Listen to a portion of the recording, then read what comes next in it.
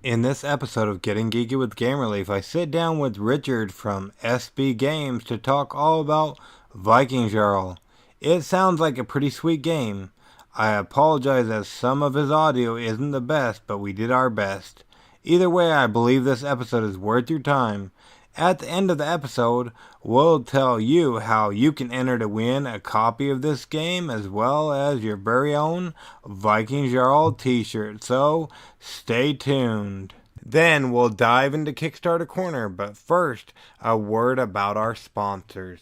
This episode is proudly being powered by Getting Geeky with Game Relief Podcast Season Number 3, which is finally down to the hour countdown. There are less than 62 hours until we'll be off of Kickstarter, so don't miss your opportunity to support the show. Anything helps, even if you can only back it for $1. If we can hit our $3,500 stretch goal before we hit our 48 hours remaining marker, every single backer will get to hear my special interview with Stephen Bonacore of Stronghold Games before the general public. Plus, we've got some pretty sweet stretch goals. I think at $6,000, everyone will get a special ad-free monthly newsletter for the rest of 2019. And if you want even more Getting Geeky with Game Relief, if we can get to the $10,000 mark, I will put one podcast episode out every day for the remainder of the year except on Sundays. Can you imagine that? Well, if you like the show, please back our campaign so we can bring you bigger and better content. Thanks again. This episode is sponsored by Gartenbau. Tile laying and tableau building on a new level from Fisher Heaton Games. It'll be on Kickstarter through Monday the 22nd of April.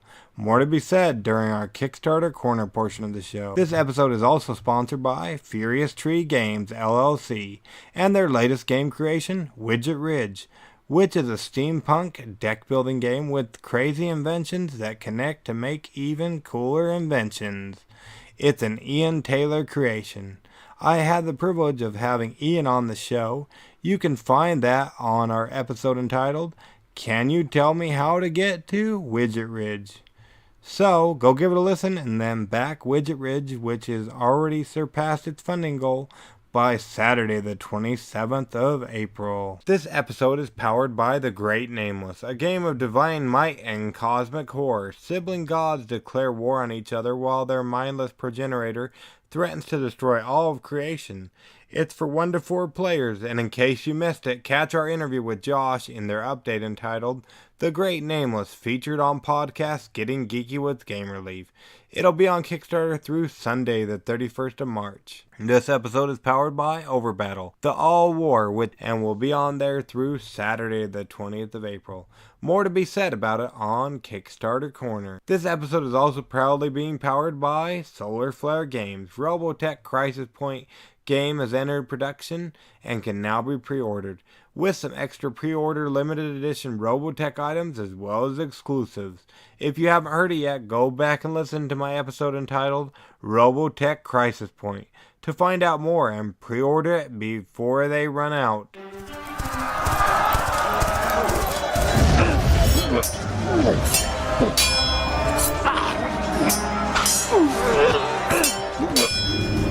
Getting Geeky with Gamer Leaf, the podcast in which one man strives to level up his geekhood and helping you do the same, one battle at a time.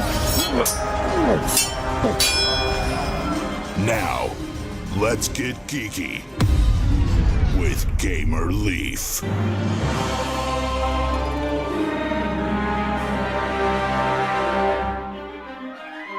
It is the age of conquering, pillaging, and trade. Europe is there for the taking. The throne of Kalpang is at stake. But be aware of backstabbing and ambitious siblings who all want the throne for themselves. Ready your longships and Viking warriors. Evoke the rage of the mighty Norse gods and have Thor and Odin strike down with furious anger.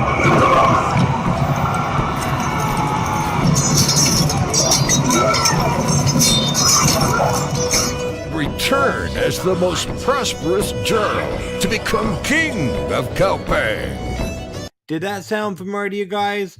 It did to me, but it may not have to you if you haven't gone back and listened to episode 150. But this is the story of Vikingjarl, which has just set sail again on Kickstarter, and we're lucky enough to have on the creator and mastermind behind this game, Richard himself. Is that right, Richard? Is that how you fall in line with Vikingjarl? Yeah, I'm the creator of Vikingjarl and the founder of SB Games. Awesome. Thank you so much for joining us yet again on Getting Geeky with Game Relief. And also thank you for relaunching this back on Kickstarter. We really appreciate it. Yeah, you're welcome. I'm excited. Awesome. Me too. Now, before we jump into this, let's rewind a little bit. How did you get into playing tabletop board games, Richard, in case somebody hasn't listened to episode 150 yet? I guess it was back in the early 90s. We played a lot of Risk and games like Axis and Allies because I love the strategic war game. So that's how I started. There you go. Awesome. And you're not playing Risk these days, are you? Not that much. I play a couple of Axis and Allies games when my friends have time. It's a time-consuming game, so it takes a lot of time. So Interesting. Well, something else that's been consuming your time as of late is probably Vikingjarl. What can you tell us about that game? I can tell you that Vikingjarl is a strategic board game where you can do pillage, you can trade, you can build settlements. It has some 4X and take that in it, especially with the saga cards we use. It's from 2 to 4 players. A standard game takes about 1 hour. You win the game by victory points. And we have a scale where you can decide how long you want the game to play. So you just decide the amount of victory points before you start the game. So you can play for 1 hour or 3 hours. It's up to you. So if me and you sat down to play Vikingjarl, what's my turn going to look like, Richard? The Vikingjarl has 3 phases. First, you draw a saga card. This is action cards you use during the game. The second phase is movement and action. This is where you move your Viking ship and army around the game board, where you do pillage. The third phase is where you discard, because you are only allowed to have 3 cards on your hand at the end of your turn. Okay, and it just depends on how many victory points I get, if I win or not? Yeah. On the table you have, let's say you play to 11 points, and the first player who gets 11 points and go back is the winner of the game. Okay, so it doesn't end the game like everybody else gets one more turn or whatnot, just whoever has the most points. Yeah. No, you only win when you come home, because you have a starting point on the map.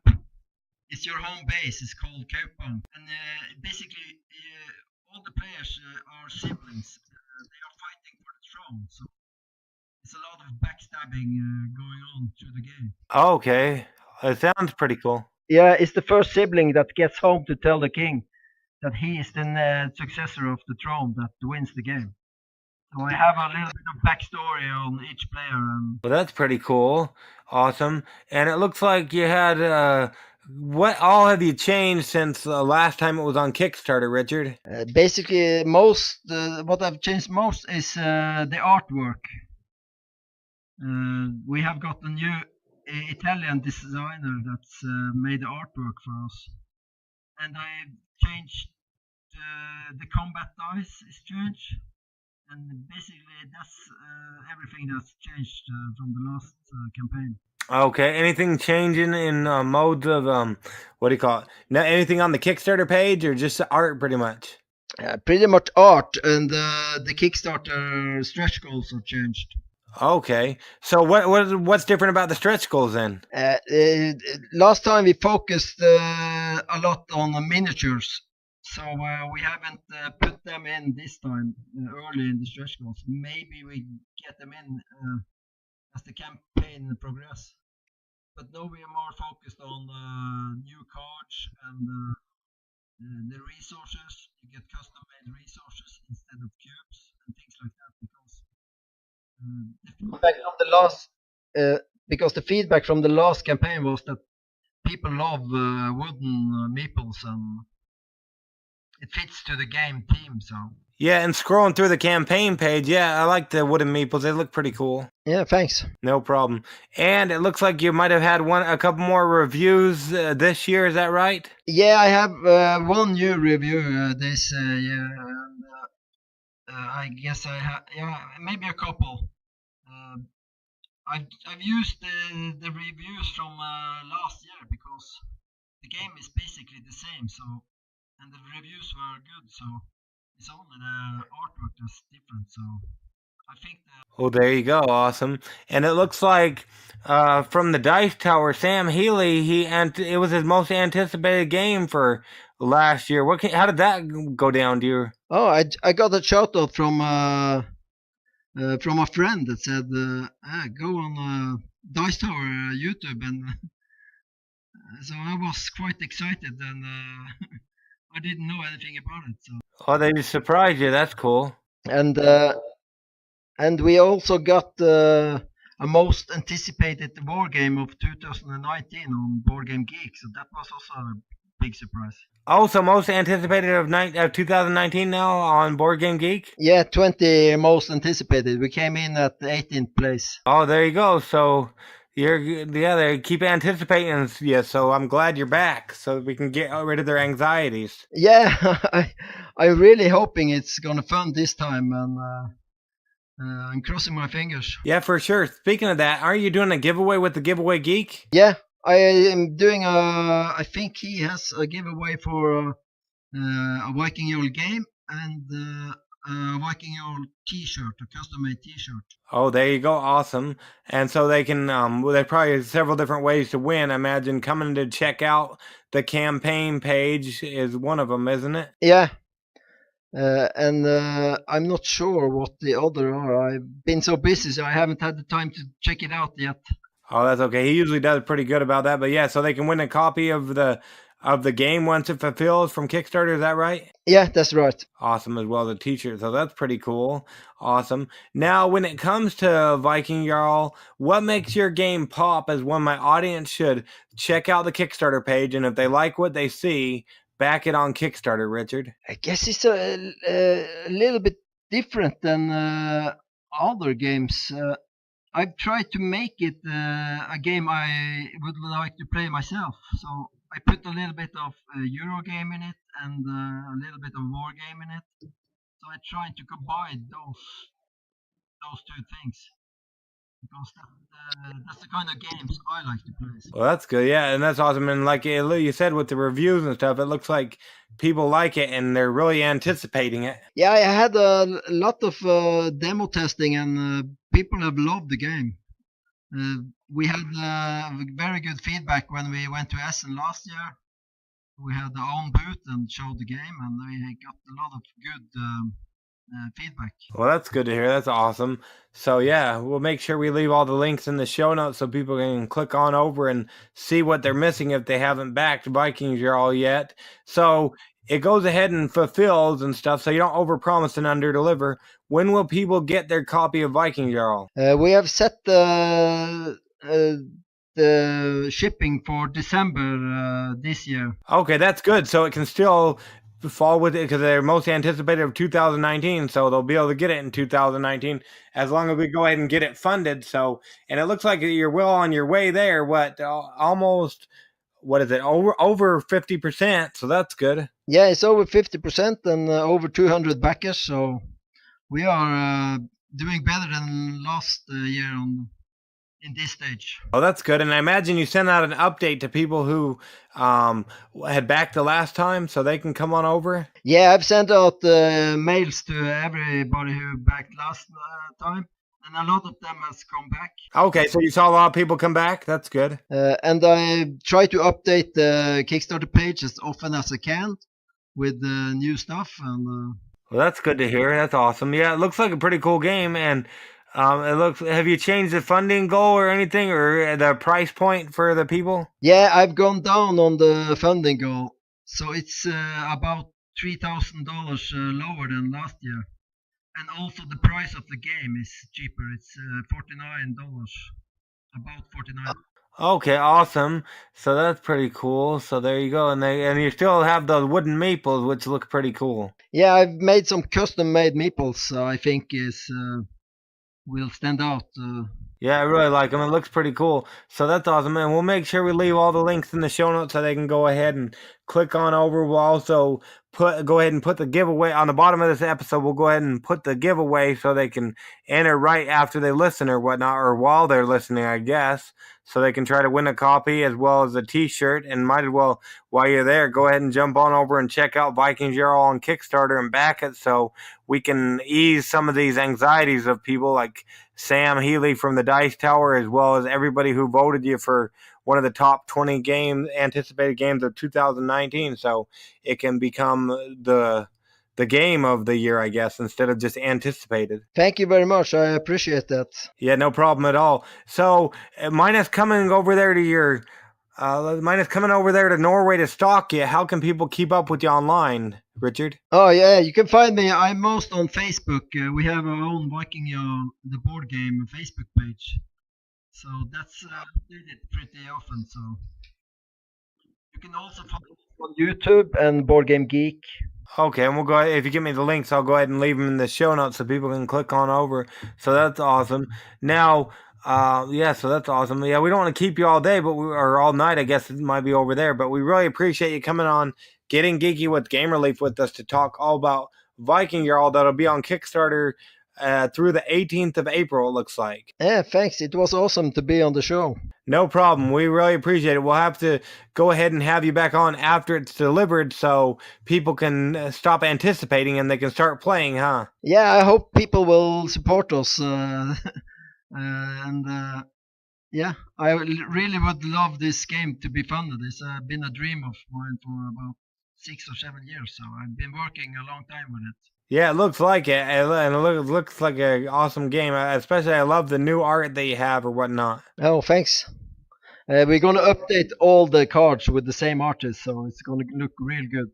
Okay, so there you have that. And so if you didn't maybe like the art before, or you didn't hear Vikingjarl, now's your time to go ahead and make that game no longer anticipated, but a reality. So Richard can go ahead and fund his dream, as they call it, on funding the dream with Kickstarter. But we really appreciate it so much, Richard. Yeah, thanks a lot.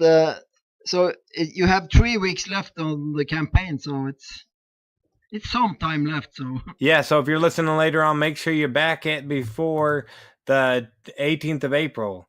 But yeah, so that's awesome. But yeah, we really appreciate you coming on the show to talk all about Vikingjarl, Richard. Yeah, thanks a lot, and I hope I'll be back on the show again soon with all the games. Yeah, we'll have you back. That'd be great. Yeah. Wow, that was awesome talking with Richard. Once again, I apologize for the audio quality, but it sounds like a game I'd love to have in my collection. On the bottom of these show notes, on my website at GameReliefGo.com, or by clicking the show note button on your podcast catcher under the episode notes, it should say episode show notes. If you go to the very bottom of the episode show notes, I will have a link on where you can go to enter the Vikingjarl contest. And as soon as I get the code, you'll be able to enter right there on my website. Shall we see a very small portion of what's on Kickstarter? What is this place? What is it doing here in the Leaves computer?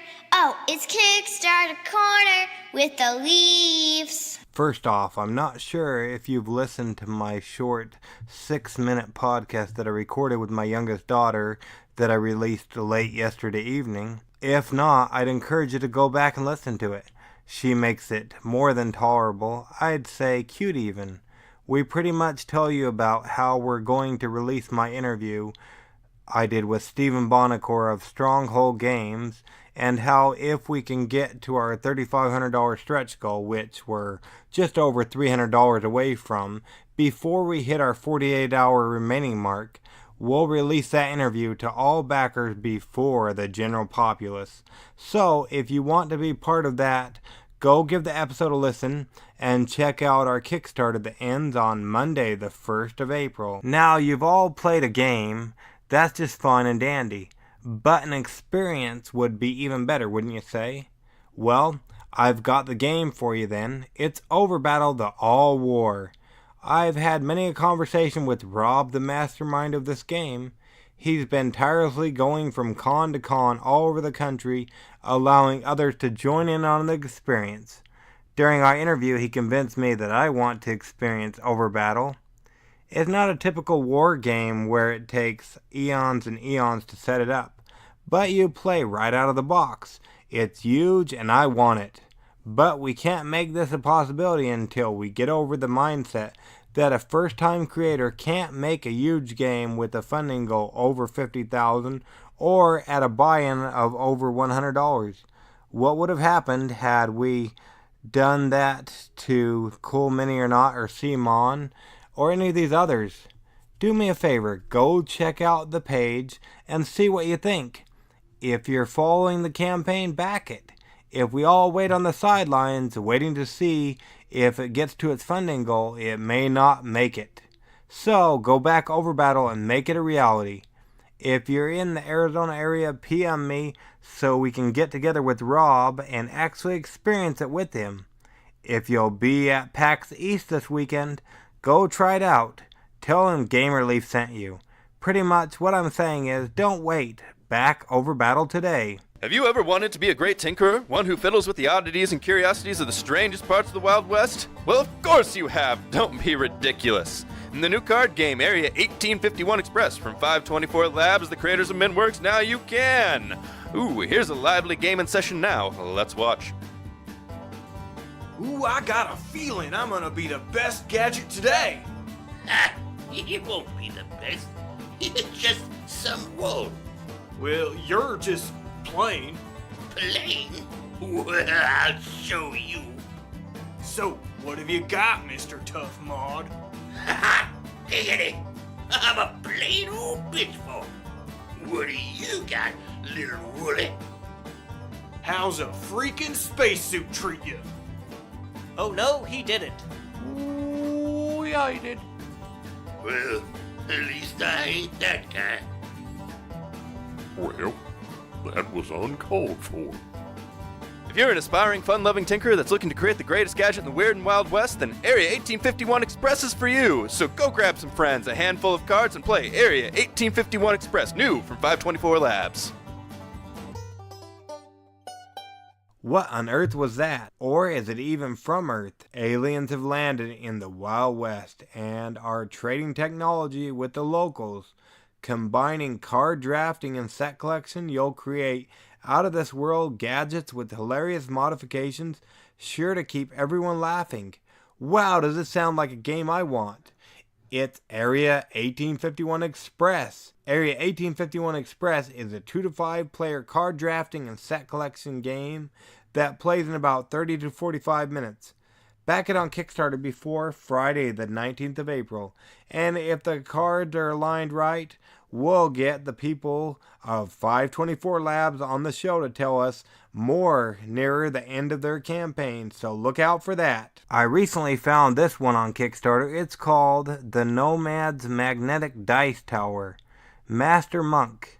I may not do it justice, but I'll do my best.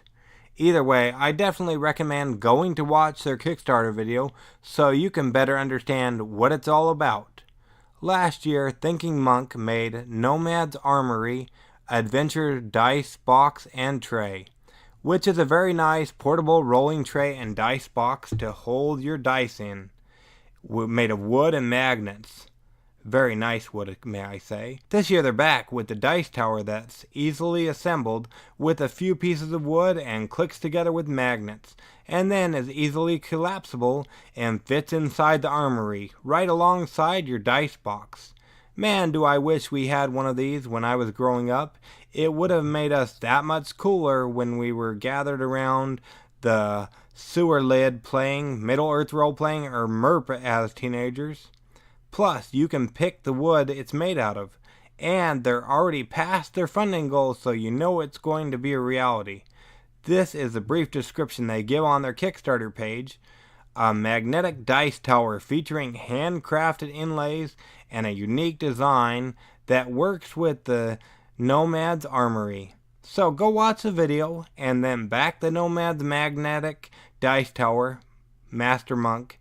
That'll be on Kickstarter through Saturday, the 4th of May. In case you missed the extra episode I threw out into the world last week, go give it a listen. We talked all about Nightlife Tabletop Game, which is a tabletop game about wizards in the 80s.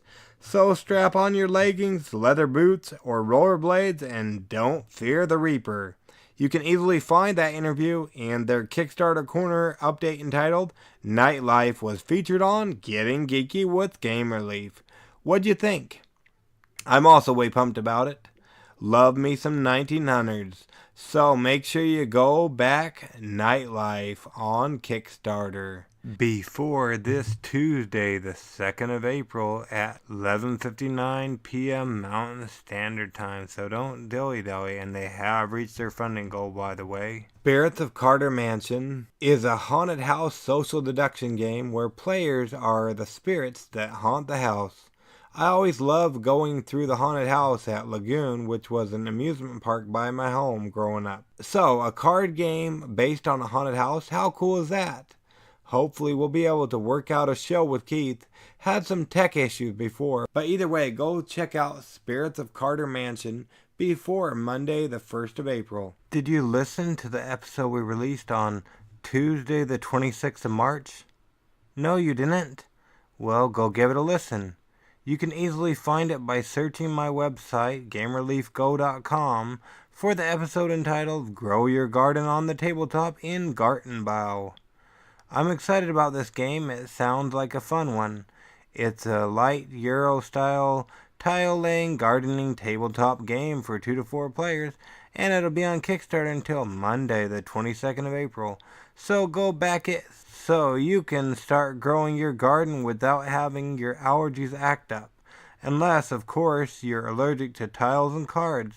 If that's the case, you might be in the wrong hobby. In case you missed this at the first of the show, this episode is proudly being powered by Getting Geeky with Game Relief Podcast Season Number 3, which is finally down to the hour countdown.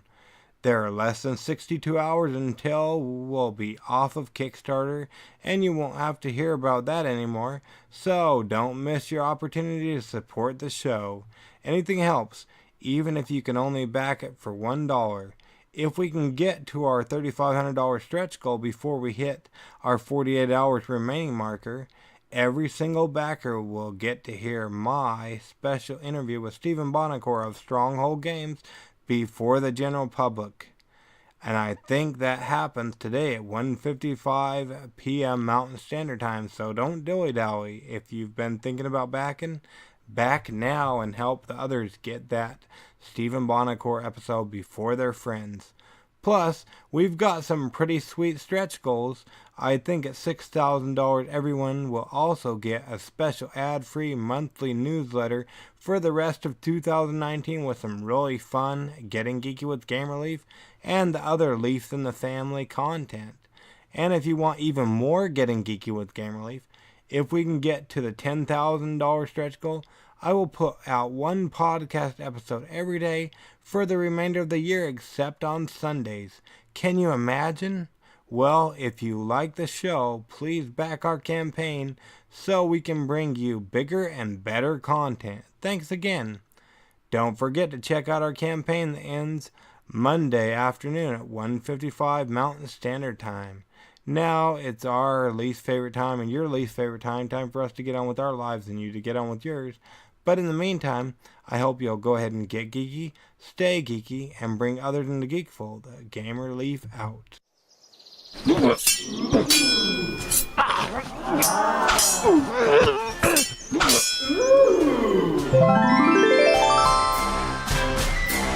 Gamer Leaf levels up.